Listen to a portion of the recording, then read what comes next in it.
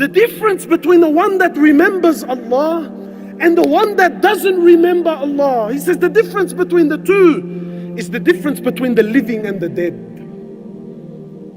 This is the difference. You know, Khalid bin Walid, one of the greats, one of the absolute mamas of our ummah. Khalid bin Walid, there's a particular narration when they were facing the Romans. And Khalid bin Walid was an absolute wild horse, just an absolute gun. So Khalid bin Walid used to wait for the Muslim army to go to sleep at night.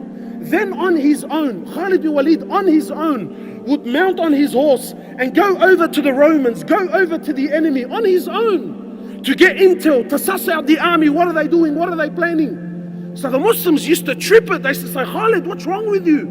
You're the Amir, you're going on your own. I mean, at the very least, take some men with you. Maybe something happens to you, you're killed, something happens. Look at the way he thought.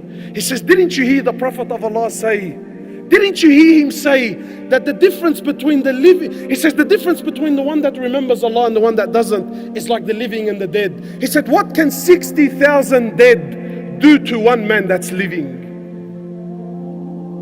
What can they do to me? Why? Because when you remember Allah, my brothers, wallahi, your heart comes to life. To remember Allah subhanahu wa ta'ala is a sign of true love. True love.